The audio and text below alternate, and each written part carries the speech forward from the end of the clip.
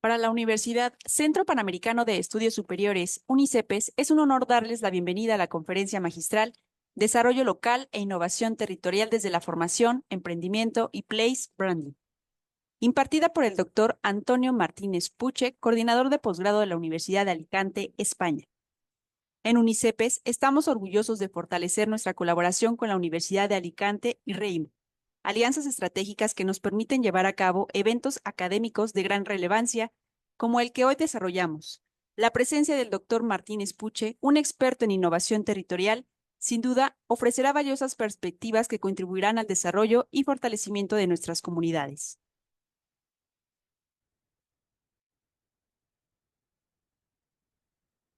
Presentando al doctor Antonio Martínez Puche, licenciado en Geografía e Historia, con especialidad en Geografía, profesor titular de la Universidad del Departamento de Geografía Humana de la Universidad de Alicante, doctor en Geografía del Departamento de Geografía Humana, codirector académico del Máster Oficial de Desarrollo Local e Innovación Territorial, director de la Cátedra Interuniversitaria en la Universidad de Alicante, presidente del Grupo de Trabajo de Desarrollo Local de la Asociación de Geógrafos Españoles, Jovindel dentro del Instituto Interuniversitario de Geografía, director del Grupo de Investigación de Geografía Humana, vicedecano de Estudiantes y Empresa de la Facultad de Filosofía y Letras, vicedecano de Turismo y Geografía de la Facultad de Filosofía y Letras en 2010-2011, director académico de la Extensión Universitaria de la Sede Universitaria de Villena desde noviembre del 2012 hasta febrero 2017, facilitador del Foro Económico y Social de Villena 2013-2015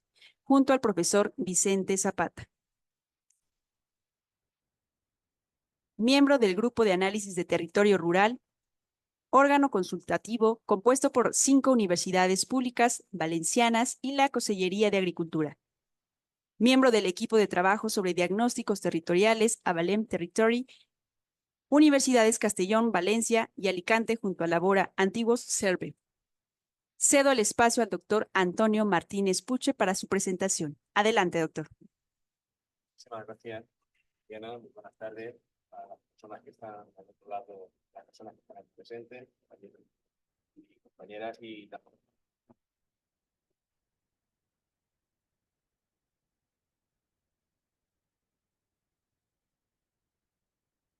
¿Ahora? ¿Sí? ¿Ahora se escucha? ¿Sí? Bueno, como decía, muy buenas tardes. Muchísimas gracias, Mariana y Almina, por la presentación y también a los compañeros que están aquí presentes y a las personas que están al otro lado de las pantallas. Un gusto y un honor estar aquí presencialmente en UNICEPE. Tuve la oportunidad hace unos meses de estar de manera online, en este caso al otro lado del charco, estaba en España. Pero estoy esta semana pues de trabajo y también de visita de campo en Michoacán y en su espléndido territorio, ¿no? Y nada, agradecido tanto a UNICEPES como a Reima la oportunidad de esta ponencia y que vamos a desarrollar, espero que sea de su agrado. Yo para ello me voy a poner de pie y, como bien dice el título, vamos a hablar de desarrollo local e innovación territorial y desde la formación, emprendimiento y play branding. Bueno, en primer lugar, si funciona el... que no, sí, le doy. No, a ver. Ahora, ahora. En primer lugar, vamos a desarrollar el cuadro de temáticas. Hablaremos de desarrollo local e innovación territorial, unos breves conceptos, luego hablaremos de la formación y emprendimiento. Creo que es importante también que, sobre todo, que compartamos la experiencia que tenemos en la Universidad de Alicante en un programa que se llama DOE Actúa, que nosotros estuvimos pues desde casi el inicio, que coordina en este caso pues Virginia Payá, una profesora y antigua doctoranda, ya doctora, del que les habla del Departamento de Organización de Empresas. Hablaremos de qué es eso de emprender, cómo se hace, herramientas y valor añadido que dotan al territorio de una serie de potencialidades, sobre todo desde el punto de vista de la marca territorial o play branding. Y luego hablaremos de capital territorial e identidad para luego una serie de conclusiones al objeto de que nos sirvan de base para el conversatorio final. Hay que plantear, en primer lugar, bueno, ¿de qué estamos hablando?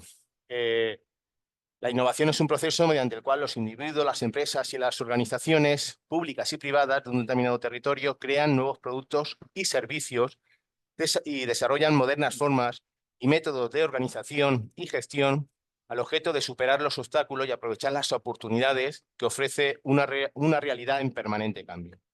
Desde esa perspectiva, la innovación se entiende como promotora de las transformaciones y adaptaciones que se requieren para afianzar cualquier proceso de desarrollo territorial que derive en la consolidación de entornos o medios favorables para avanzar en las sucesivas etapas de las dinámicas que la innovación también nos ofrece. En definitiva, como decía también el profesor Méndez, Rodríguez y Mecha, la red como forma, la cooperación como principio. Sin duda, la innovación territorial y social consiste en un conjunto de estrategias que se orientan a generar ideas y, sobre todo, a consolidar proyectos para enfrentar problemas estructurales como la pobreza, la discriminación, la violencia de género o el cambio climático. Para ello, cada vez más, organizaciones, empresas y gobiernos apuestan por la innovación social como una herramienta para generar cambios que contribuyan al desarrollo y avance de sus territorios. Sin duda ha habido una evolución también en esta concepción, partiendo de una concepción chupenteriana en la que la innovación solamente se daba en el entorno empresarial, por lo tanto tenía una perspectiva excesivamente económica, producto, mercado, infraestructura básica y equipamientos, que ha ido transitando hacia una innovación social en la que esos anteriores parámetros se han enriquecido con la imagen, con la cooperación, con el compromiso también de los hacedores, con la calidad de vida, con el capital territorial, con la sostenibilidad, la calidad ambiental, la participación comunitaria, la cualificación también de los recursos humanos y un parámetro importante que es el sustento, la base y el pilar, sobre todo, de algunos territorios de la provincia o de la región del estado de Michoacán, como es la cultura y la identidad. Sin duda, transformar los problemas en oportunidades es la esencia de los emprendedores innovadores. Y como nos dice también pues la lámina que les comparto, sin duda tenemos que adaptarnos y saber reaccionar sobre todo a los problemas, intentando también ver la parte positiva y la oportunidad de los mismos. En definitiva, innovar es la capacidad de provocar cambios y avances desde el conocimiento, la creatividad, la sapiencia y también la experiencia, generando valor en todo aquello que hacemos, aportamos y creamos en beneficio colectivo y de la comunidad. Más allá de las tecnologías, lo virtual, lo económico y lo sostenible, donde se refuercen y favorezcan procesos y no solo proyectos, y también se favorezcan espacios participativos para compartir, colaborar, aprender, reflexionar, analizar y proponer, lo que se denomina también la co-creativación. Ya lo decía Richard Florida en su libro La clase creativa, en la que la cuarta revolución industrial iba a ser la del conocimiento y fundamentalmente la de la creatividad.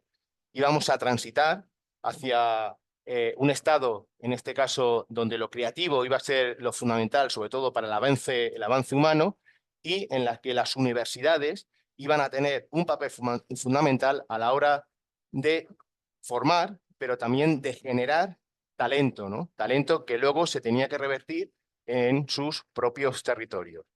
Sin duda, nos hacemos eco también de la frase que dijo Picasso cuando le preguntaron cuál era el secreto de su éxito.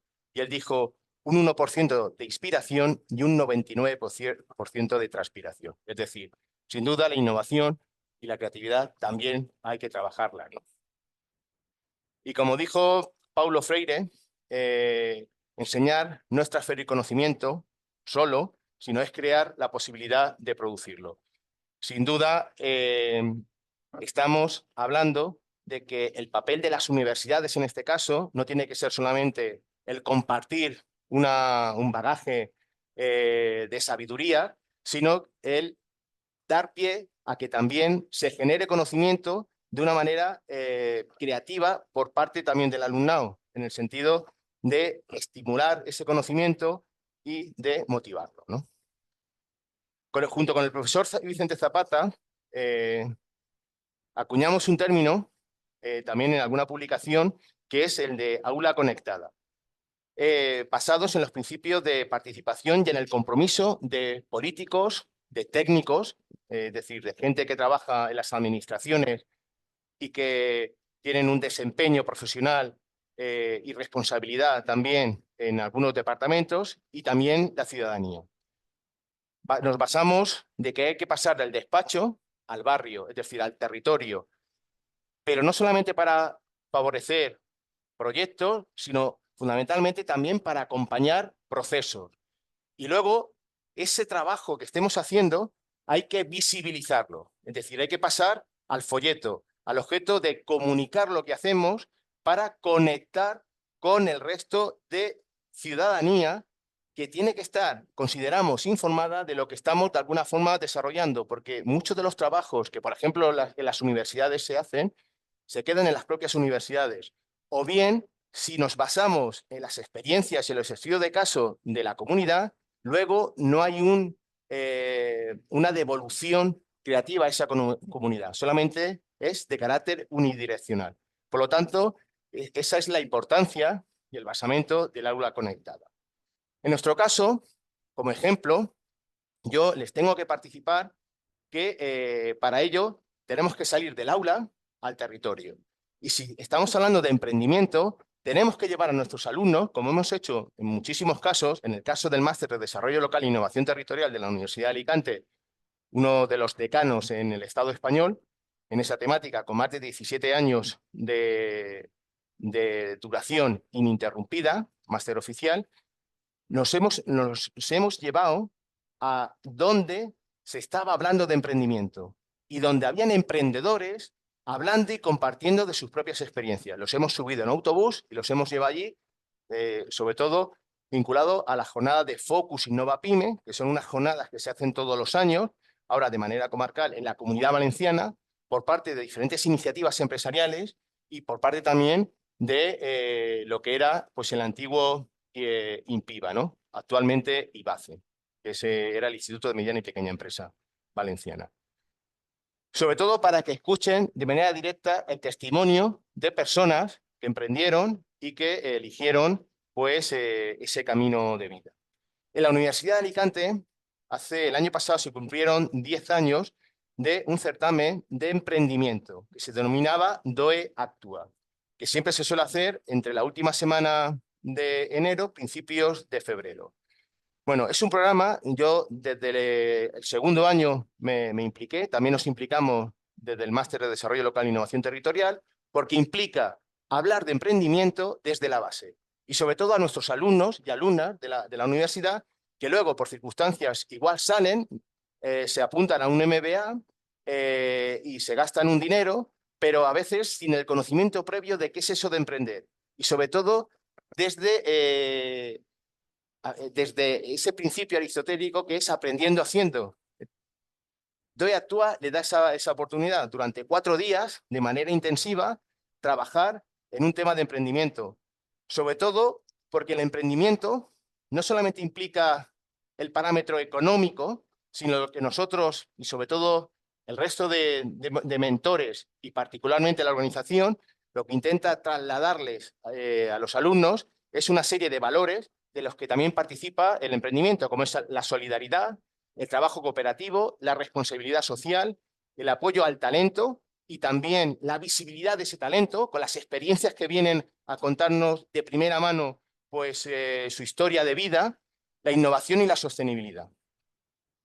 Es una relación interesante porque se presentan una treintena de proyectos, solamente pueden quedar 5 proyectos que después de 2 votaciones, tanto por parte de los mentores como por parte de la gente, se hace en la Facultad de Económicas de la Universidad de Alicante, pues tienen una tutorización por parte de 5 diferentes equipos. A mí todos los años me toca coordinar uno de esos equipos, además un equipo interdisciplinar. Me refiero que, bueno, yo soy geógrafo, pero participan conmigo geógrafos, economistas, personas responsables y empresarios de SEOs y de redes sociales, profesores de otras universidades, en este caso de la Miguel Hernández, no solamente de la de Alicante, en la que nos encargamos de mentorizar. Durante esos 4 días, de manera intensa, pues lo que se encarga con el DOE Actúa es desarrollar una idea empresarial.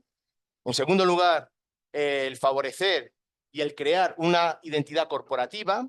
En tercer lugar, el generar un plan de comunicación y marketing que también nos apoyamos en otros equipos de carácter transversal y luego plantear un plan económico financiero que al final, el último día, que es el sábado por la mañana, deberán presentar, tendrán 15 minutos para presentar su proyecto ante el resto de mentores y donde es defendido y posteriormente votado, ¿no? Bueno, aquí tenemos algunas imágenes de ese proceso de formación haciendo, o sea, aprendiendo haciendo, en las que los diferentes mentores, a través del Canvas, pues nos ponemos a trabajar, a proponer de manera colaborativa y cooperativa, a disponer, pues en función de la idea empresarial que lleven los equipos que nos toca tutorizar. Bueno, aquí tenemos un poco el Canvas, el modelo Canvas a la hora de establecer la definición de ese modelo de negocio.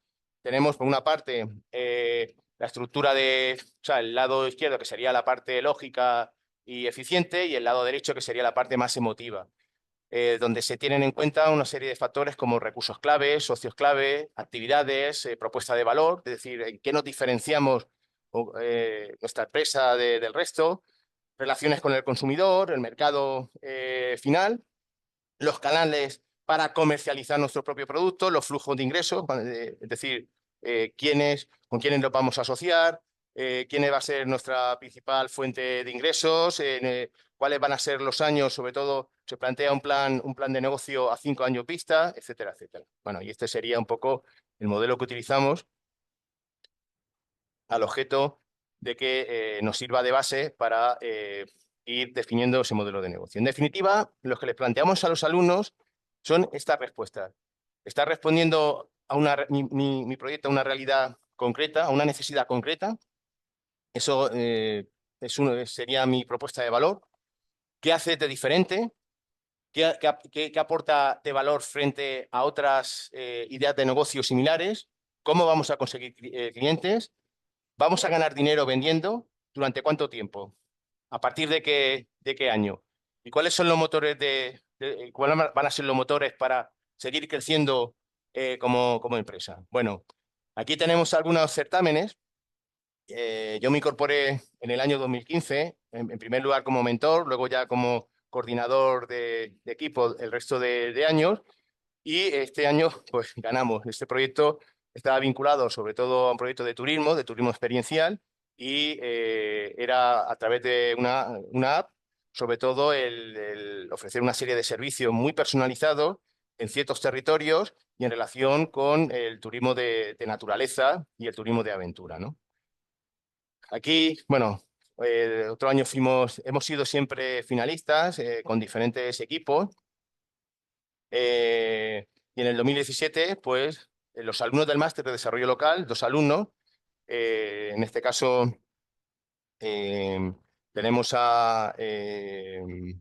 me acuerdo ahora de los nombres, pero Marco Cózar, perdón, que era alumno de turismo y luego hizo el máster, y Marín, que era licenciada en agronegocios, chilena, que vino también a hacer con nosotros el máster, Alexandra Marín, y los dos hicieron un tándem estupendo y ganaron con un proyecto que luego explicaré.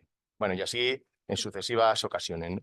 Incluso en este caso no tenemos tiempo, pero se planteó también en este caso un proyecto de turismo por parte del equipo que se presentó en el 2019, y realmente es una experiencia no solamente desde el punto de vista profesional, sino fundamentalmente personal, porque se establecen vínculos con los mentores, se establecen relaciones con otros compañeros de otras titulaciones, y luego al final todo el mundo gana, porque aunque no ganes, siempre hay premios por diferentes promotores, ¿no? Que de alguna manera incentivan pues el hecho de la participación. Decir que en premios hay el montante total, sobre todo para el ganador, está aproximadamente en 8.000 euros, que no es moco de pavo, por 20 euros que cuesta inscribirse. Está bien. Quiero decir que eso es lo que a veces nos preciamos las universidades, particularmente en España, las universidades públicas, de intentar favorecer pues una formación integral a nuestro alumnado, ¿no? Y esto fue otro año. Bueno, del curso han salido, del máster, han salido otros emprendimientos que se han ido consolidando a lo largo del tiempo. Por ejemplo, la empresa consultora CREA 360, que tiene ahora oficina en Valencia y que está formada, pues estuvo formada en un principio por 3 alumnos, luego se han ido incrementando, pero fueron 3 alumnos de 3 promociones diferentes y debido a ese pues sobre todo a esos aprendizajes compartidos que no solamente consisten en que las personas que trabajan en desarrollo local tienen que trabajar en una administración, sino que también pueden hacer su propia empresa, pues salió CREA 360. Y por otra parte, la empresa Mercaterre, que fue la que ganaron en el 2017, que era una empresa de innovación territorial, poniendo en valor los productos del territorio, fundamentalmente de los entornos rurales, ¿no? En definitiva, aquí tenemos a los ganadores. Era una empresa que surgió, como digo, en el Máster de Desarrollo Local e Innovación Territorial. Luego fue transitando porque se fue presentando a otros premios que fueron ganando. También ganó el premio Impulsa para emprendedores del Ayuntamiento de Alicante, también otros vinculados a la Cámara de Comercio.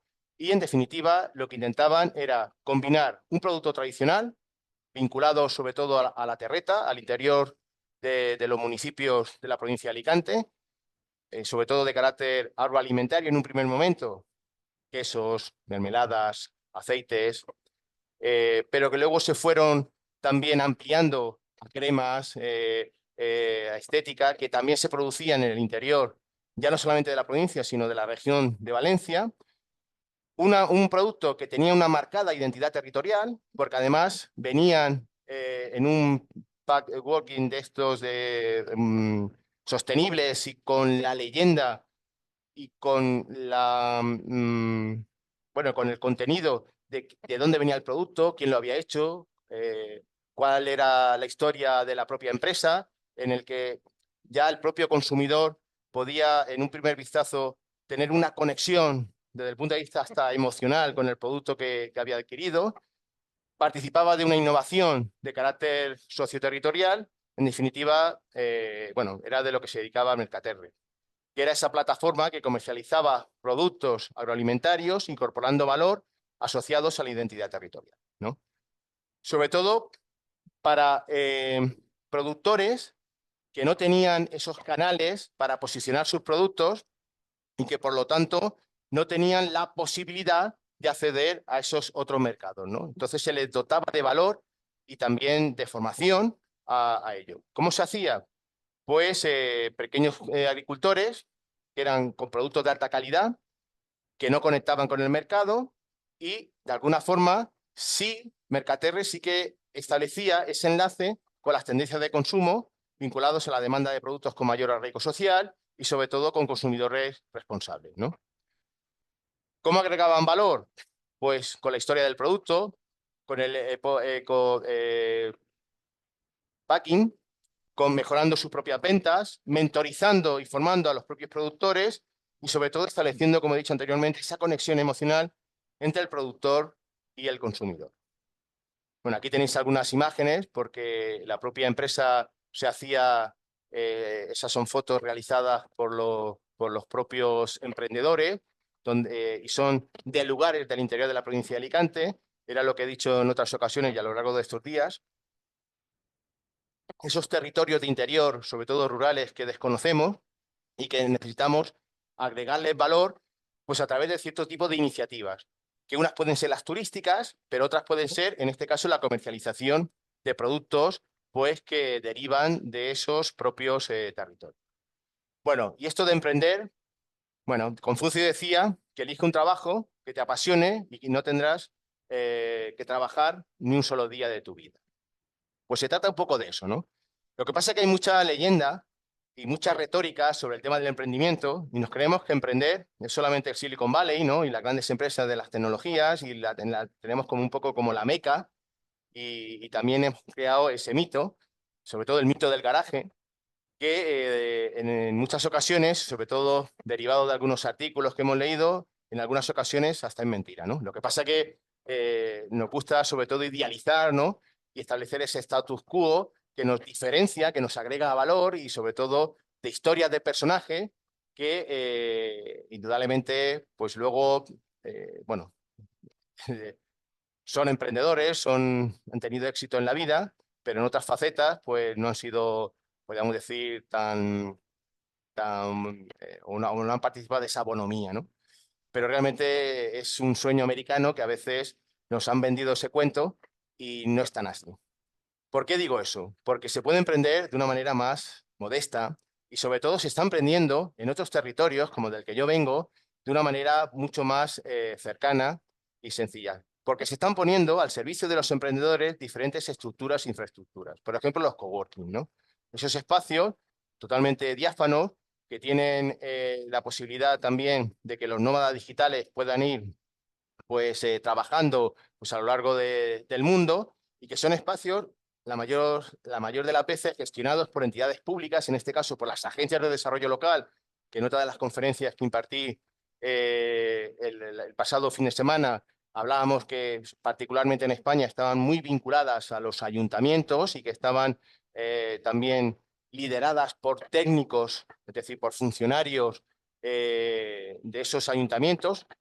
Nosotros, por ejemplo, formamos a esos profesionales y que establecieron una serie de servicios en las que se posibilitaba también el trabajo cooperativo, el trabajo colaborativo y una serie de infraestructuras por un precio asequible al objeto de la conexión a Internet, de una serie de servicios de formación, también de mentorización, que ahora también, sobre todo en algunos espacios rurales, están implementando el coworking más la vivienda, que sería el coliving, ¿no? Es otro de los, bueno, de las herramientas o de los instrumentos que se están poniendo al servicio de estos jóvenes emprendedores y también nómadas. Sin duda, hay un recorrido, ya ha habido una cierta fiebre en los últimos años, sobre todo por parte de las universidades, de generar esa ruta del emprendedor a través de la formación, del asesoramiento, de las prácticas en empresa. Y sin duda, pues ha tenido unos réditos dispares.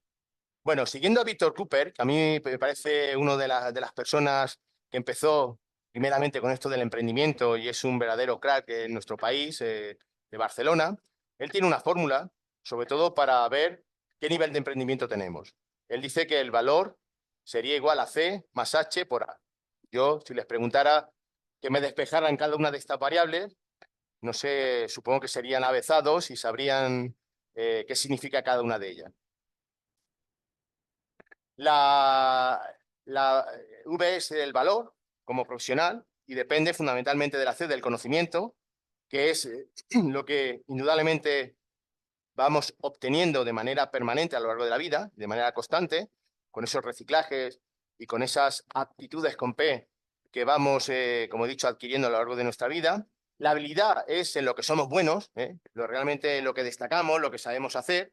Por lo tanto, el conocimiento y la habilidad sumarían, pero claro, todo ello se quedaría huérfano o se queda huérfano si no le aplicamos la A, que encima multiplica, que es la A de actitud, ¿no? Se escucha, ¿no? A ver si se me cae la cofia. Por lo tanto, fijaros, es importante el conocimiento, saber mucho, el tener no sé cuántas carreras y no sé cuántos másteres. Es importante ser bueno y ser habilidoso en diferentes competencias, pero lo más importante de todo es la actitud, porque además es la que multiplica.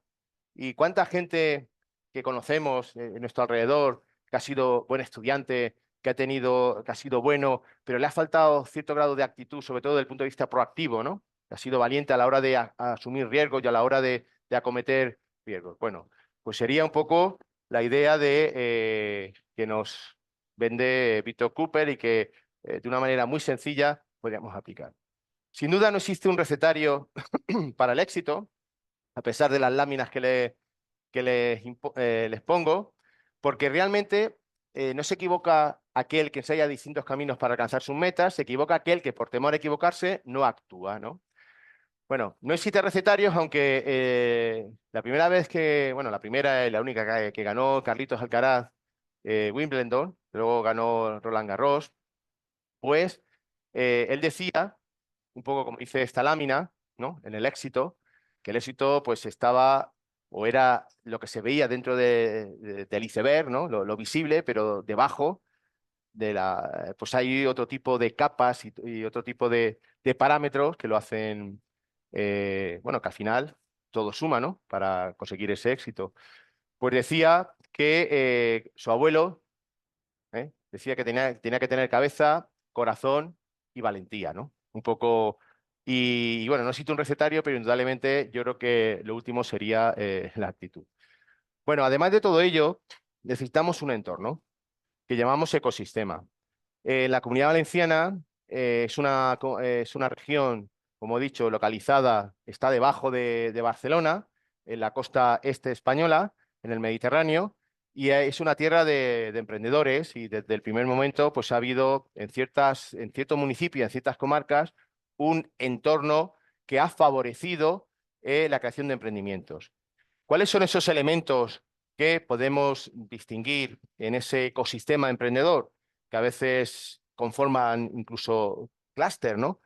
Pues la universidad, las escuelas de negocio, las asociaciones de carácter profesional, están las agencias de desarrollo local, los viveros de empresa, las cámaras de comercio, los centros de empresa e innovación, los parques tecnológicos, tanto a nivel regional, municipal, como también universitario, porque ya las universidades tenemos parques tecnológicos. Además, se van sumando una serie de servicios como las aceleradoras, por ejemplo, Mercadona, no sé si han estado en España, hay una cadena de supermercados, Mercadona Valenciana, que tiene su propia aceleradora y han salido negocios muy potentes y muy punteros y que se financian. El tema de las incubadoras, sobre todo dentro de esos espacios que están durante un par de años al objeto de, pues como pasa con la propia labor de las incubadoras en otros aspectos vitales, ¿no? Hasta que la empresa crece, se refuerza para poder salir y constituirse fuera. Está el tema de la financiación, como la red de Business Angel, por ejemplo, el tema de sociedades inversoras, la propia familia y amigos que también a veces te financian tus primeros emprendimientos. Bueno, pues todo ello hace que se habilite oportunidades para los propios emprendedores. Hasta cierto punto, esa colaboración se ha establecido también con otras entidades del territorio. Y en el año 2001, pues a través del gobierno regional, a través del Instituto Valenciano de lo que era la pequeña y mediana empresa, y a través del Centro de Empresas de Innovación que tenemos en Elche, pues se hizo el estudio de innovación colaborativa territorial. Era generar un hub, es decir, pasar de ese ecosistema y de alguna forma reforzar en los diferentes actores. Bueno, aquí tenemos que decir que el máster que anteriormente se ha mencionado, el máster de desarrollo local e innovación territorial que codirijo, pues era una de las 33 entidades que formaban parte de ese ecosistema emprendedor que estaba en Alicante, junto con asociación de empresarios, junto con ayuntamientos, junto con entidades supra locales, junto con entidades bancarias, junto con el parque tecnológico. Os quiero decir que junto a otras entidades que se dedicaban exclusivamente al tema de la financiación, estaban entidades públicas como ayuntamientos, pero también entidades de formación, como en este caso nuestra o nuestro máster. Herramientas y valor añadido. Tenemos que una percepción a veces equivocada, incluso torcicera, incluso simplista de las identidades, ¿no? Más allá de lo aparente, ¿no? Incluso en España, bueno, esto estaba en un hotel de Barcelona y a mí me causó, o sea, me hizo gracia porque se cogen ciertos tópicos típicos que a veces simplifican la identidad de un territorio. Que si la Gaudí en Barcelona, que si el pan antumaca, ¿no? Que es el pan con tomate también en Cataluña, la paella en Valencia, que si el cerdo en Teruel, también en Extremadura, que si los finos en Andalucía, que si el marisco en Galicia, ¿no? San Fermín en Pamplona, pero sin duda la marca territorial, la marca país, va mucho más allá. Hemos tenido en nuestro país, como potencia turística que somos, diferentes ejemplos que han tenido una importante notoriedad, sobre todo en esto que denominamos marca país, que luego se ajusta más a ciertos territorios y lo llamamos marca territorial. Estamos hablando de el año 2002, cuando empezaron sobre todo esa publicidad un poquito más agresiva, que era las marcas de España, que es lo que tienen en blanco y negro, que se identificaba sobre todo elementos de carácter cultural y folclórico, incluso idiomático de nuestro país, de España, con diferentes iconos y diferentes imágenes. Gaudí, la Semana Santa, el turismo idiomático, ¿no? Las cuevas de Altamira, esta campaña, que resultó impactante para las administraciones del momento, era excesivamente agresiva. Por lo tanto, al año cambiaron y la cambiaron por Smile Your Spain, sobre todo con imágenes en color y donde salían familias y gente feliz, con esa sonrisa que algunos llegaron a denunciar que era que o se parecía excesivamente al logo de la multinacional alemana, o sea, al turoperador alemán de TUI, ¿no? Y finalmente cambiamos por I Need Spain. Sobre todo, si vieran, están en internet, si vieran los vídeos que se realizaron en su momento, lo que intentaban mandar, o lo que intentan mandar, porque todavía está en vigor, era que necesitas España, ¿no? Es decir, era como que la Avenida España implicaba una experiencia de carácter personal mucho más allá de lo que consumiera, de lo que viviera, de donde fuera, ¿no?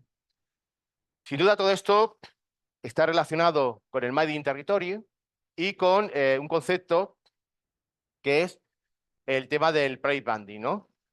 Como decía el antropólogo francés Maroyer, un espacio que no puede definirse ni como espacio de identidad, ni como relacional, ni como histórico, se definirá como un no lugar. Pues evidentemente lo que queremos hacer es establecer un lugar, ¿no? Un lugar con los elementos que identifican ese lugar. Porque además Maroyer, cuando hablaba, tiene un libro que se llama Los no lugares, pues identificaba como no lugares dos espacios fundamentales. Uno, los aeropuertos, y otros, las grandes superficies, los supermercados. Porque indudablemente cuando entras a un supermercado, cuando entras a un aeropuerto, hay parámetros que los hacen totalmente homogéneos, ¿no? Salvo, sí, aquí porque no se puede ver, pero este aeropuerto podría parecer la T4 y tal, bueno, es el aeropuerto del Cairo, ¿no? Y lo sé porque hice yo la foto en su momento cuando me fui de viaje de novio. Bueno, pues como digo, esto, el lugar, entendido como un espacio relacional y de identidad, sería el pragmatic, que viene definido como el territorio que rodea nuestro hábitat, con el paisaje, el paisanaje, las historias, la iconografía, los valores, las pasiones y las conexiones emocionales y el lenguaje que nos expresa y que nos expresamos. Dice, en la actualidad, países, lugares y regiones trabajan para asociar una identidad única y diferenciada a un territorio concreto. Eso es lo que llamamos play branding. Porque sin duda no podemos menospreciar la cultura local. Tenemos una lámina donde el té se toma en todo el mundo, pero atendiendo no al contenido, sino al continente y al contexto, pues nos lo sirven de una manera diferenciada atendiendo a los parámetros de carácter cultural, ¿no? Al igual que las delicatessen. Hay delicatessen que en otros lugares no lo son tal. Por ejemplo, en China, las patas de gallo son unas delicatessen o de gallina y particularmente en España lo primero que se desecha del pollo, y no sé si aquí también. En segundo lugar, bueno, en México es una delicatessen los insectos según reza este anuncio holandés. ¿Sí o no? ¿Sí? En España no tanto. Sin embargo, en Europa, en Francia, pero también en España, los caracoles, que hay gente que considera que se arrastran por el suelo y que son babosas, pues ahí son una delicatessen y particularmente en mi tierra, con un buen arroz de conejos salen estupendo. Entonces, os vengo a decir que el contexto de la cultura territorial es notable, sobre todo a la hora de de acometer cualquier tipo de proyecto y sobre todo de diferenciarnos frente a otro tipo de iniciativas o de proyectos, particularmente a nivel turístico. De manera muy sintética y atendiendo a las primeras investigaciones que se hicieron sobre el Employee Branding en España, sobre todo de la mano de Hermenegildo Seidedo, que fue discípulo de Antonio Vázquez Barquero, en su tesis doctoral planteaba que teníamos la imagen territorial, que vendría a ser lo que observamos, es decir, lo primero que vemos, que el otro día lo estábamos hablando aquí, en Pátzcuaro, por ejemplo, que tú ves una ciudad histórica colonial maravillosa, en Morelia, pero detrás hay una historia, hay una serie de leyendas que sería lo que marcaría la identidad cultural. Aquellos parámetros que aparentemente no se hacen visibles, pero que escuchando los relatos de la gente del lugar que te va contando, te lo va haciendo, en este caso, comprensible y te va conectando con el propio lugar más allá de el parámetro monumental que estás disfrutando, ¿no? Y eso me parece fundamental en los territorios. Por lo tanto, esos serían dos elementos importantes a tener en cuenta en el Employee Branding, pero además tenemos la inversiones para favorecer esa marca y la proyección externa. Posiblemente inversiones y proyección externa sean los dos parámetros que en ocasiones se utilizan para crear una marca y se quedan ahí. Pero es que además tenemos que favorecer una innovación social que viene de la mano de socializar el contenido y de darle participación a todos los actores y stakeholders que participan en el territorio, es decir, políticos, técnicos, asociaciones culturales, universitarios, ciudadanía en su conjunto, para que desde el primer momento se sientan partícipes del proyecto y puedan aportar al proyecto. Porque una marca territorial no es un eslogan ocurrente ni una lámina bonita, ni una pintura bonita, es muchísimo más, ¿no? Y el cuarto elemento es la metabolización. ¿Qué quiere decir la metabolización? Que la gente entienda que su marca le representa, que se sientan orgullosos de esa marca, porque esa marca, de alguna forma, encierra una serie de valores que lo identifican con su propio territorio. Y estoy hablando fundamentalmente de empresarios, estoy hablando también de colectivos culturales, estoy hablando también de instituciones públicas. ¿Por qué? Porque en muchas ocasiones, y lo digo por la experiencia de España, se han planteado marcas que han sido eso, un eslogan ocurrente y una pintura bonita, pero que luego no se ha utilizado para nada. Ha costado una pasta, se ha intentado proyectar de manera exterior y lo utilizan cuatro porque la gente no lo ve como tal, porque no ni se les ha consultado, ni tampoco lo sienten como propia. Por eso es importante tanto la innovación social como la metabolización. Porque en definitiva, y atendiendo también a la figura del iceberg, el capital del territorio sería el quinto punto, ya para ir cerrando, tenemos o participa de los recursos físicos y los recursos humanos que desde el punto de vista o de la perspectiva posibilista siempre han condicionado el desarrollo, sobre todo de carácter económico de los territorios, y eso fue una de las teorías a partir del siglo XIX, pero en el año 2000 la Unión Europea implementó otro tipo de elementos como los que tenemos en pantalla. Es decir, la identidad, la cultura y la identidad, los conocimientos y las técnicas preexistentes que también tenemos en cuenta en nuestros territorios, el tema de la gobernanza y la capacidad de gestionar y captar recursos financieros que apoyen ciertos proyectos que refuercen, en este caso, o que refuercen algunos proyectos en mi propio territorio, las actividades y empresas también presentes en el propio territorio, las relaciones externas con otros lugares, sobre todo desde el punto de vista mercantil, pero también desde el punto de vista colaborativo e interterritorial, y luego la imagen y la percepción, que tendría mucho que ver con lo que acabo de decir vinculado a la marca territorial. En este sentido, les voy a poner un ejemplo que tomo prestado de mi compañero, colega y amigo de Lanzarote, Alfredo Díaz, que es, bueno, fue profesor de turismo, también es geógrafo y ahora es el responsable de comunicación y pedagogía de la Fundación César Manrique de Lanzarote, una de las instituciones a nivel medioambiental y de sensibilidad medioambiental pues más importante del Estado español y también de Europa, y sobre todo la experiencia que tuvo el fundador de esa fundación, que fue pues, el artista César Manrique. Un artista que se crea en la isla Conejera, la isla de Lanzarote, que en los años 50 ya destacaba por su propio talento y en su momento el primer parador nacional, que no es como los paradores turísticos de aquí de México, sino los paradores nacionales fue un invento del rey Alfonso XIII en 1928 y que supuso pues dotar de valor añadido a los alojamientos que tenía España, porque según el propio rey era un país de fondas, ¿no? Y de hoteles de mala muerte. Entonces, para su matrimonio, pues decidió en la Sierra de Gredos, en Ávila, al norte de Madrid, pues crear un alojamiento con encanto.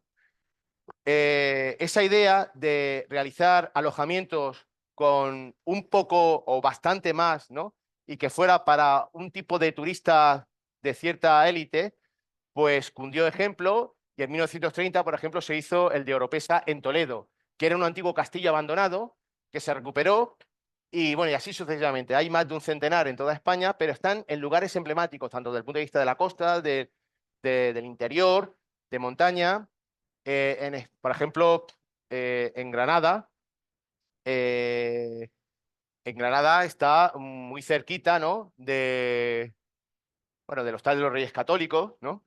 O, por ejemplo, en Santiago de Compostela está muy cerca de la Plaza del Obradoiro, ¿no? Os quiero decir que son en lugares monumentales o paisajísticos importantes. Bueno, pues el primer parador nacional que se crea en las Canarias es en Lanzarote, y es este. Y entonces deciden que le encargan al artista que pintara en el oratorio, es decir, en el comedor, que era 3 veces esta sala, pues una pintura que fuera algo representativo de Lanzarote. Y además le encargaron 2 viviendas, o sea, 2 pinturas más. El resultado fue este. El resultado fue, como no podía ser de otra manera, la pesca, el segundo la vendimia y el tercero el viento. El viento era el más grande. Como ven, no responde ni a sirenas, ni a manzanas de oro, ni a sirenas, que era un poco lo que trabajaban en los años 50, en plena dictadura de Franco, ¿no? Los artistas, sino que planteó pues elementos vernáculos muy vinculados a la propia identidad lanzaroteña o conejera, ¿no? Cuando las autoridades franquistas vieron esto, le dijeron, César, pero esto es lo primero que van a ver fundamentalmente los turistas extranjeros, sobre todo los yanquis, y dijo, sí, porque esto va a ser lo que se van a encontrar. Gente que está trabajando mañana y tarde, ¿no? Gente humilde y en una isla donde el 85% es volcánica, de suelo volcánico, donde su gente, como en la última pintura titulada El viento, tiene que pelear, ¿no? Con los alisios y sobre todo tiene que hacer un gran esfuerzo para salir adelante, porque era una isla pobre. Bueno, os vengo a decir que ahí ya fue un momento de rebelión, luego fue una persona muy militante. De hecho, eh, Almodóvar realizó una película en Lanzarote y las primeras escenas son en la antigua casa de César Manrique.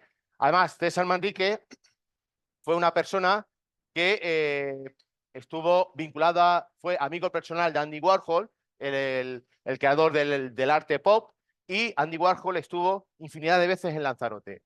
Estuvo becado en la Fundación Rockefeller en Nueva York, pero en los años 70 decide regresar a Lanzarote porque empezaba el desarrollo del turismo y él veía que el desarrollo del turismo iba a ser un desmadre, estaba siendo un desmadre porque se estaba cargando los elementos naturales y paisajísticos. Por lo tanto, desde el primer momento fue un militante. La lástima es que se mató en un accidente de coche en el año 1992, pero dejó como legado la Fundación César Manrique. Bueno, él lo que representó fue esto, una arquitectura vernácula, gente con su propia vestimenta, es decir, lo que hizo fue revalorizar pues lo que tenía la isla, los propios recursos, ¿no?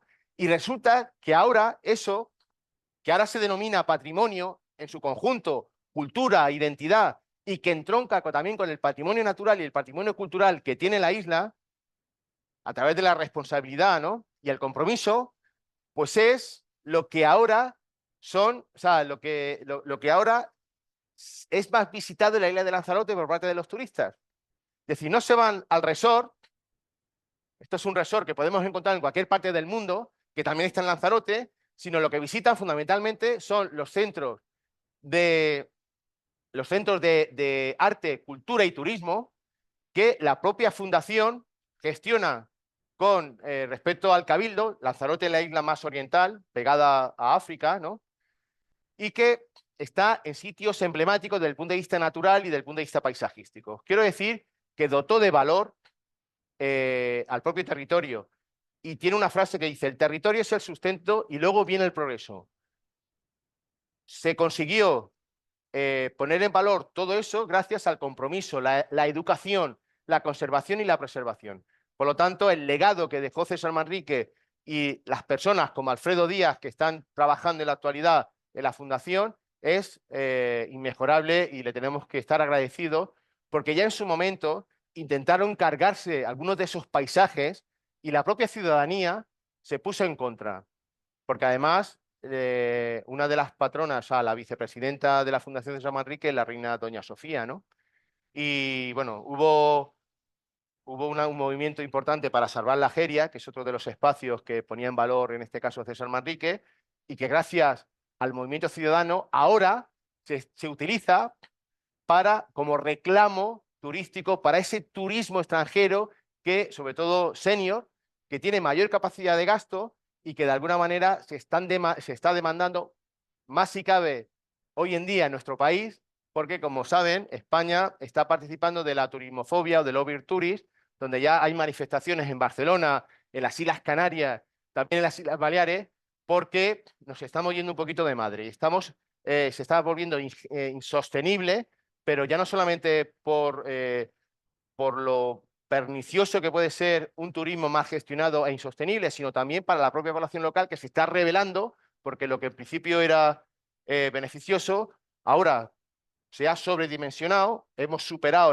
la capacidad de carga de muchos territorios y se está volviendo ingobernable. Entonces hay pues movimientos en contra de todo ello, porque además viene un turismo que tienen derecho a venir de turismo, claramente, pero viene un turismo de borrachera, un turismo barato, sobre todo a consumir y a gastar muy poco. Y eso, pues en la balanza de pagos no compensa, a pesar de que el turismo de nuestro país esté entre el 12 y el 13% del Producto Interior Bruto, y particularmente el último año en mi región esté cercano al 16% del Producto Interior Bruto.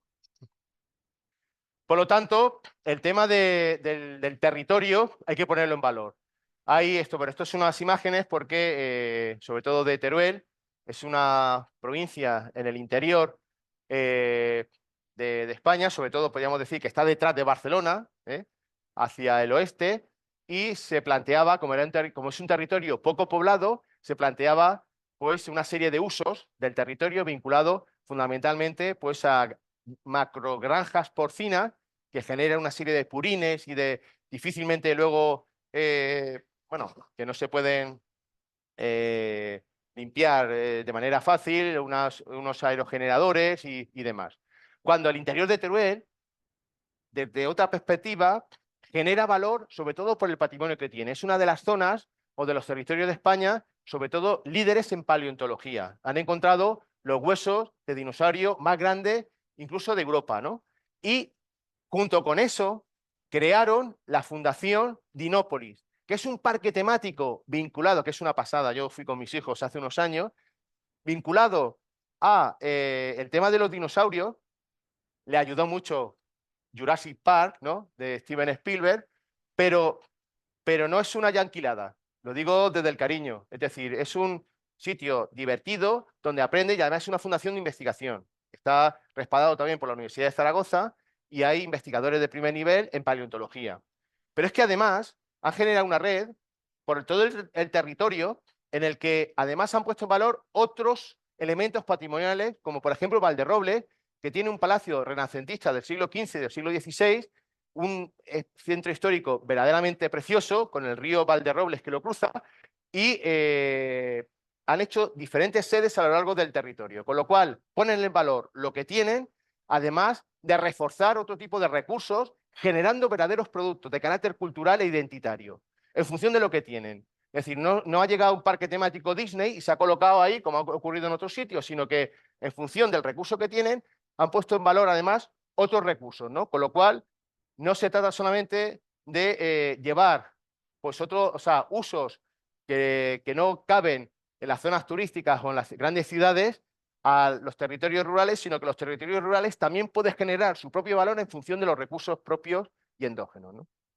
Bueno, por ejemplo, también Elche, que está al lado de Alicante, con una población de 240.000, como más o menos Zitácuaro, en el que, bueno, tiene 3 patrimonios de la humanidad, tiene una escuela, escuela de Pusol, tiene el Misteri de Elche, que se celebró hace poquito, que es un acto autosacramental del siglo X, que ha ido pasando de padres a hijos y de generación en generación de manera oral, no hay nada escrito, y es bueno, es una verdadera experiencia, es una especie de ópera realizada solamente por hombres, bueno, sobre todo tiene cierta tendencia medieval y es patrimonio de la humanidad, y es la Asunción de la Virgen María en cuerpo y alma al cielo, que es ese autosacramental que se hace en la Basílica de Santa María de Elche, y luego tiene el Palmeral de Elche.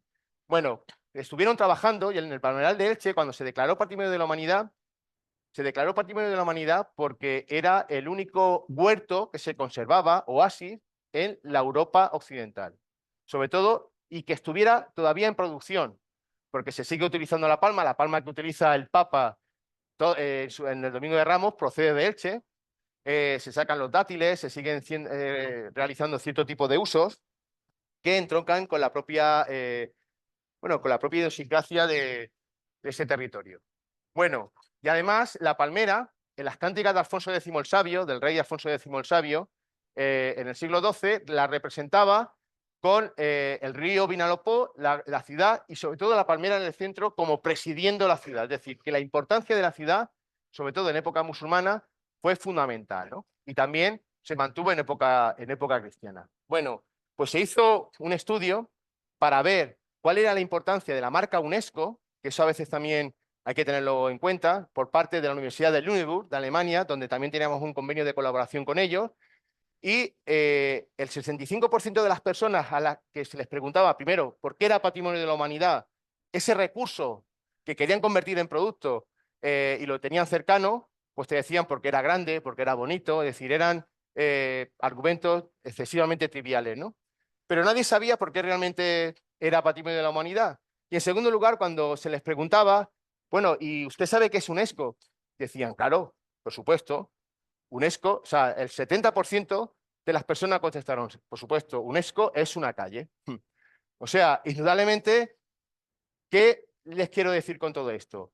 Pues que hay que socializar y hay que compartir también ciertos valores y ciertos logros que no se pueden quedar solamente en las instituciones, porque además, a partir de la declaración de UNESCO, pues bueno, se incentivaron numerosas inversiones. Elche, que ha sido una ciudad industrial, fundamentalmente industrial, empezó a apostar por el turismo, particularmente por el turismo cultural, y claro, que la ciudadanía de a pie no supiera pues cuál era realmente el valor de lo que tenían al lado, pues imaginaros, es algo muy indicativo, ¿no? Porque en definitiva, todo lo que no entra en la típica postal. Esto es Yemalafna, en Marrakech, tenemos la Kutubía, que está también en Rabat y está también en Sevilla. La Giralda de Sevilla es la antigua Kutubía de la mezquita de Sevilla, ¿no? Que está rematada con el giraldillo, que es de época cristiana. Bueno, pues realmente lo que es patrimonio de la humanidad no es la Kutubía de Marrakech. Lo que es patrimonio de la humanidad es la plaza de Yemalafna de Marrakech, ¿no? Es decir, los parámetros intangibles. Porque, como reza, el concepto de turismo cultural, tal y como lo entendemos actualmente, parte de una concepción romántica de una visión del mundo que trata de incluir al hombre dentro de su entorno, de percibir y expresarse más con los sentimientos que con la razón, dando más importancia al corazón que al cerebro. Y eso también, en las páginas amarillas del país, que son las que hablan de economía, también hablaba del turismo creativo, en este caso generado por un profesor holandés, y aquí está el testimonio de una, bueno, Susana Girolamo, que vino de las Bahamas, que fue a Barcelona y dice que fue una gran experiencia no solamente visitar Barcelona, sino también hacer el curso de cerámica y llevarse esa cerámica hecha por sus manos a su casa. Y cada vez que ve esa cerámica se acuerda de Barcelona. Bueno, es esa conexión emocional, ¿no? Porque indudablemente, como dice Greg Richards de la Universidad de Tilburg, en Países Bajos, el turismo creativo, que es ese turismo, o es un pasito más dentro del turismo experiencial, surge por la necesidad creciente del consumidor de definir su propia identidad a través de lo que consume, con el deseo de expresarse y de conectar con otros, aunque estén lejos. Las vacaciones ya no son un mero paréntesis para el descanso, sino que se han convertido en un espacio para el aprendizaje y el desarrollo personal. Porque ya no es solamente el objeto, sino hemos pasado del objeto al sujeto. Y lo importante no es la imagen o lo que vemos, sino lo que supone lo que vemos para nosotros. Es decir, esas conexiones emocionales que se establecen en el destino, ¿no? Para terminar, conclusiones. Indudablemente, la teoría y la práctica forman un todo indisociable en un planteamiento de desarrollo local territorial, donde, como dice Vachon y Qualier, que son dos geógrafos canadienses, donde en un planteamiento de desarrollo, como digo, local y territorial, la teoría garantiza un marco de referencia indispensable para la definición, la planificación y la evaluación de las acciones que se llevan a la práctica. Y dicen, así el aprendiz de pastelero, que aprende que la levadura y los huevos hacen que suba la masa y que sin estos ingredientes les saldrá un pastel aplastado como una galleta, esa información y ese conocimiento de cómo se hace un pastel va a serle indispensable, pero siempre tendrá la libertad de elegir el sabor, ya sea de chocolate o de naranja. Es decir, no existen recetarios, existe una base de acción que está, o una sociopraxis, sobre todo en la intervención en el territorio, que viene por una serie de manuales, pero luego tenemos que adaptarnos a la naturaleza de cada uno de los territorios y de los contextos en los que estamos trabajando, ¿no? Por lo tanto, y siguiendo utilizando el símil gastronómico, tenemos excesivos ingredientes o numerosos ingredientes, pero la habilidad está en la forma de cocinar, en la combinación de esos ingredientes. Es decir, tenemos muchas herramientas y conocemos muchas herramientas e instrumentos a la hora de planificar o de apostar por un plan de turismo, o por un plan de acción, pero realmente necesitamos pasar de cocinero a chef, ¿no? Ese es un poco el valor añadido que también los gestores necesitamos al objeto de poner en marcha o poner en valor nuestra capacidad, habilidad, motivación para mezclaros y obtener realmente resultados. Decía el poeta Antonio Gala, el escritor Antonio Gala, que ya desgraciadamente murió, que la vida es un gran banquete desplegado en medio de un jardín. Esto nos ofrece toda clase de manjares dulces y salados, fríos y calientes, suculentos o frugales, y en el que es imprescindible tomar decisiones. Evidentemente, luego tenemos que tomar decisiones. Y en definitiva, lo que se trata es de pasar de mercancía a experiencia. Sobre todo cuando hablamos, eso se aplica al vino, pero se aplica a otro tipo de recursos que tenemos en el propio territorio, sean turísticos o no. Es decir, necesitamos, sobre todo, establecer experiencias de carácter vital, ¿no? Si hablamos de turismo y hablamos de gastronomía, en este territorio el otro día estuvimos en Pátzcuaro, ¿no?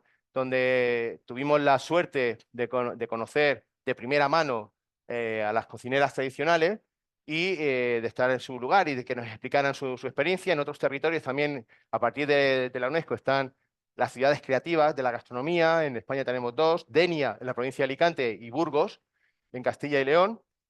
Y, en definitiva, de lo que se trata es de establecer un plan, ¿no? Como esta mañana hablaba con algunos de los compañeros. Es decir, tenemos que identificar a esos actores del ecosistema, identificar los recursos potenciales desde el punto de vista turístico, pero también desde el punto de vista económico, las principales necesidades que tenemos en nuestro propio territorio y encaminarlas hacia propuestas y acciones que luego se materialicen en el propio territorio al objeto de colmar esas necesidades. Y todo esto, cumpliendo la hora, era lo que les quería compartir. Muchísimas gracias.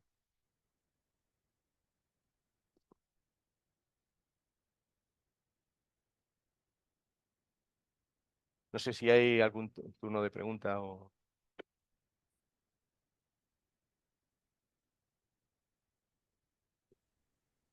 Mariana, no escuchamos tu micrófono. Ok, una disculpa, tenía el micrófono apagado. Agradecemos la valiosa participación del doctor Antonio Martínez Puche. Y antes de dar espacio para algunas preguntas a nuestro ponente, queremos presentar el video promocional de nuestra tercera estancia internacional en Cátedra Iberoamericana de Educación, Investigación e Innovación Educativa, que tendrá lugar del 9 de noviembre al 16 de noviembre en la Universidad de Alcalá, campus histórico de la ciudad en Madrid, España.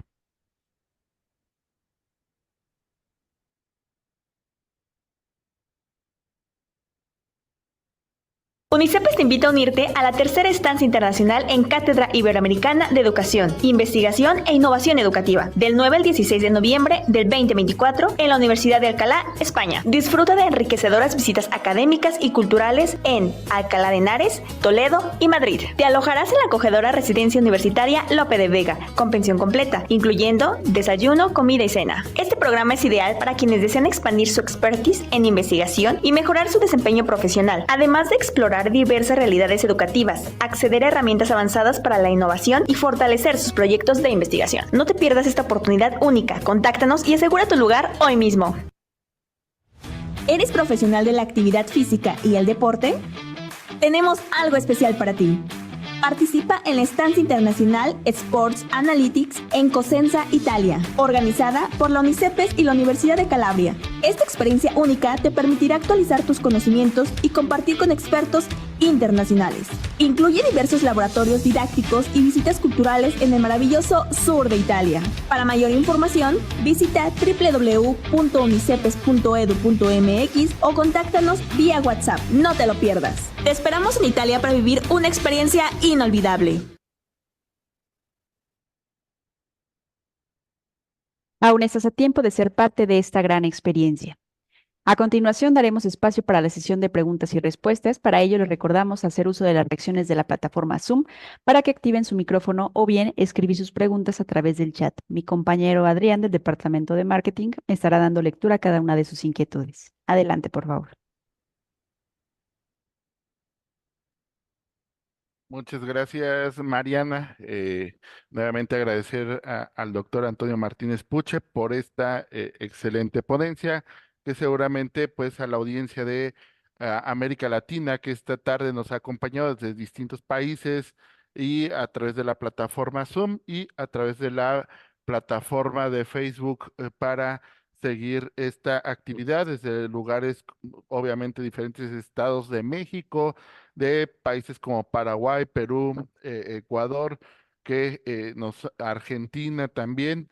Entonces, bueno, pues les pedimos utilizar la reacción para levantar la mano o a través del chat realizar la pregunta o la duda que tengan respecto al tema que esta tarde se ha presentado a través de el doctor Antonio Martínez Puche, quien nos visita en UNICEPES desde la Universidad de Alicante en España.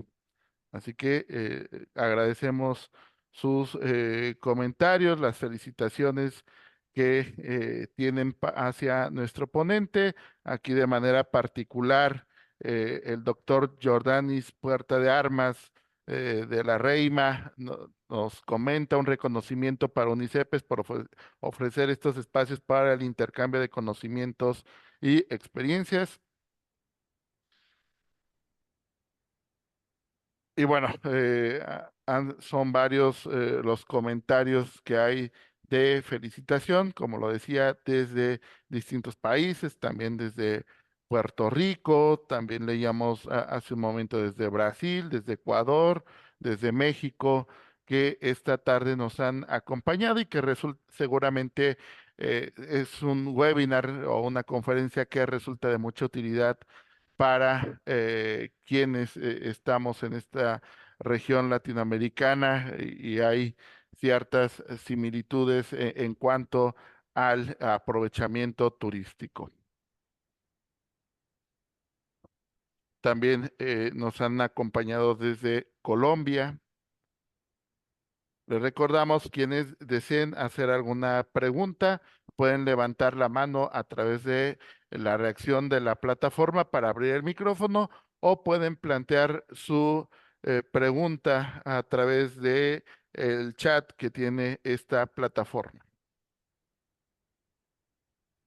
También les recordamos que el día de mañana continuaremos con las actividades del segundo ciclo de webinars gratuitos de UNICEPES, con la ponencia La invención de los centros históricos a cargo del doctor Salvador García Espinosa desde Morelia, Michoacán. Y justamente los centros históricos, seguramente un tema que puede ir relacionado con la conferencia que esta tarde nos ha ofrecido el doctor Martínez Puche.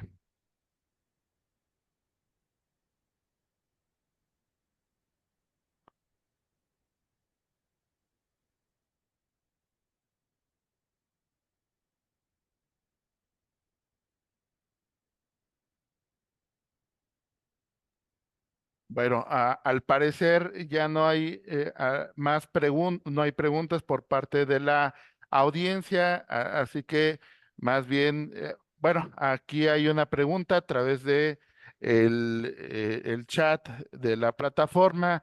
Junior Lázaro Sánchez Barrera nos saluda desde Cuba y pregunta, hoy en día, ¿qué papel pueden jugar las redes sociales en el desarrollo e innovación territorial para distintos emprendimientos? Adelante, doctor. Bueno, las redes sociales como tal no dejan de ser una plataforma, en este caso de comunicación y de visibilización, ¿no? De la, bueno, y aparte se utiliza también, sobre todo por los community managers, ¿no? Y ahora por los influencers, ¿no? Para publicitar ya no territorios, sino productos, incluso personas. Eh, Hombre, la red social como solo como red social, yo entendería que es un instrumento al que se deberían añadir otro tipo de parámetros, ¿no?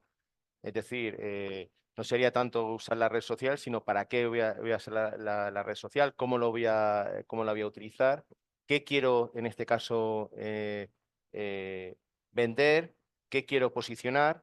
Yo creo que sería un elemento que debería ser implementado junto con otros instrumentos, en este caso como el elemento de planificación estratégica o que entrara dentro de una estrategia de planificación más integral y en el que, bueno, yo utilizara como herramienta para visibilizar, para comunicar y sobre todo para proyectar y comercializar, pues un destino.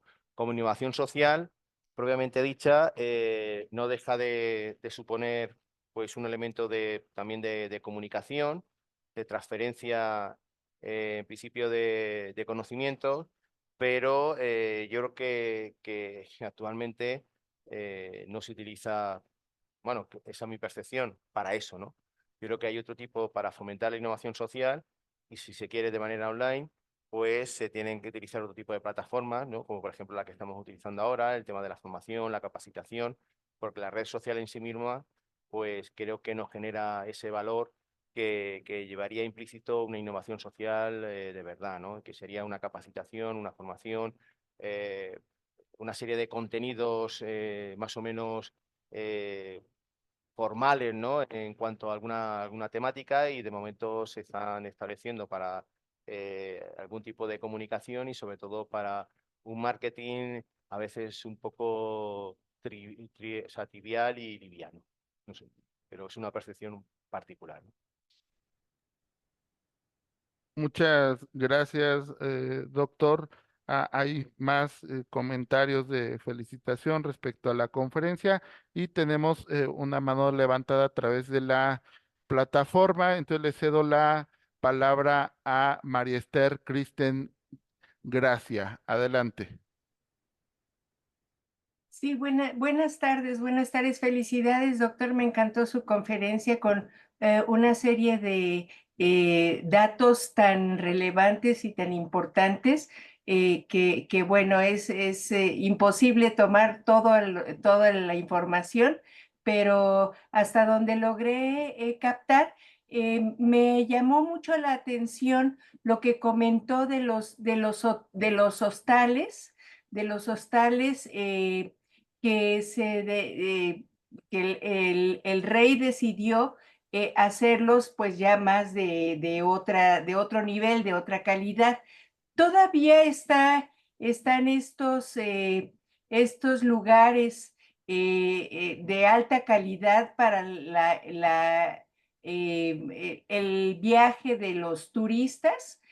Y si es esto, en dónde los podría encontrar para ir a España y poder visitar estos lugares en estos lugares tan importantes. Sí, muchísimas gracias, Esther, por tus palabras. Y bueno, yo lo que he dicho, que el rey Alfonso XIII, con motivo de su boda, dijo que había que bueno, mejorar los alojamientos que había en España porque era un país de fondas y hostales, ¿no? Sobre todo refiriéndose a que no había la suficiente calidad.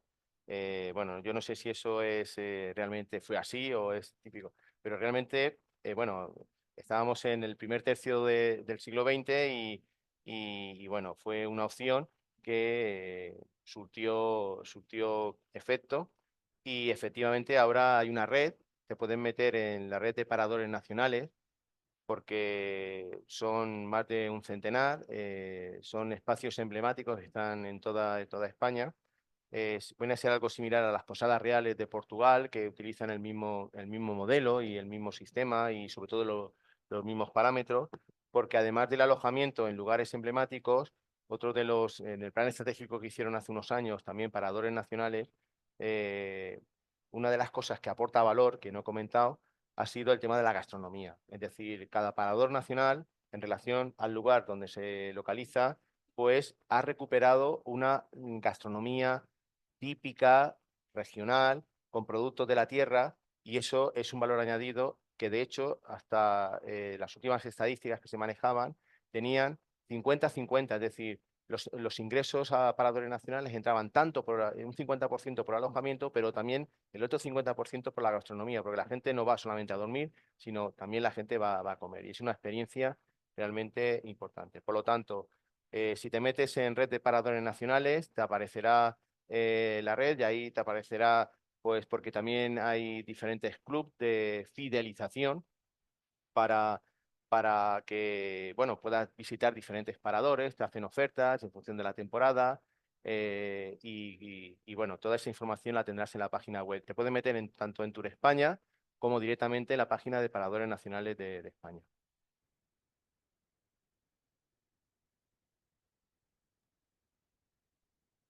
Muchas gracias, doctor, por su respuesta. Estamos revisando más mensajes a través de la plataforma y bueno, antes de despedir a nuestra audiencia, más bien, doctor, nos gustaría que nos diera un último mensaje para toda nuestra audiencia que, como escuchó, pues nos ha acompañado desde distintos países de toda América Latina. Pues yo bueno, en primer lugar, mi agradecimiento tanto a la UNICEPES y a su rector, Aldo Tello, y a todo su staff por estar presente aquí. También la Red Iberoamericana de Medio Ambiente, que ha hecho factible bueno, la comunicación y que esta conferencia se pueda visibilizar pues en tantos países que ha enumerado de América Latina y particularmente al maestro Jordanis, Puertas de Armas, al que le mando un grandísimo abrazo, ¿no? Y afectuoso saludo.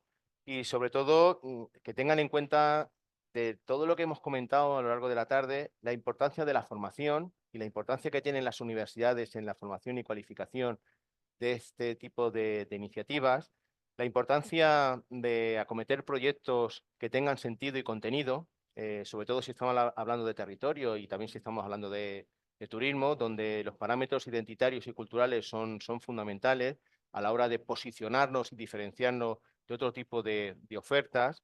Y luego que de alguna manera trabajen de manera colaborativa, es decir, que tengan en cuenta a la comunidad, que tengan en cuenta a los stakeholders, a las instancias que también trabajan en esos territorios a la hora de poder pues plantear un proyecto que redunde de manera exitosa en el propio territorio, ¿no? Yo creo que es importante también que seamos prescriptores, sobre todo los que amamos nuestro territorio, ¿no? Que eso es extrapolable a todas las partes del mundo y particularmente en América Latina, que no cejemos en el intento de preservar nuestra propia identidad, nuestra propia cultura, que la pongamos en valor y que si la ponemos en valor a través de las acciones o de proyectos turísticos, que también sean proyectos sostenibles, es decir, que no sea, como nos está ocurriendo, como he dicho al principio en España, pues un elemento disuador, ¿no? Un elemento que nos altere y que nos disturbie, pues nuestra vida cotidiana y que encima y de que pasara una oportunidad se convierta en un riesgo, ¿no? Por la mala gestión o por intentar matar la gallina de los huevos de oro, ¿no? Que también seamos sostenibles y conscientes de que el turismo tiene muchísimas posibilidades, sobre todo a la hora de poner en valor nuestros propios elementos tangibles, también intangibles, pero que si no los gestionamos de manera adecuada puede suponer también un riesgo. Y ahí también, bueno, los hacedores, los formadores, las personas vinculadas también pues, a las empresas, a instituciones públicas, pues también tenemos una corresponsabilidad, ¿no? Para inculcar ciertos valores a nuestros, bueno, en este caso alumnado o personas, o compañeros y compañeras que tenemos que tener cuidado también en la gestión y hacerlo de una manera racional. Y mi infinito agradecimiento a todas las personas que han estado al otro lado del Zoom, ¿no? Y nada, espero que sea próspero todos estos aprendizajes. Y muchísimas gracias nuevamente.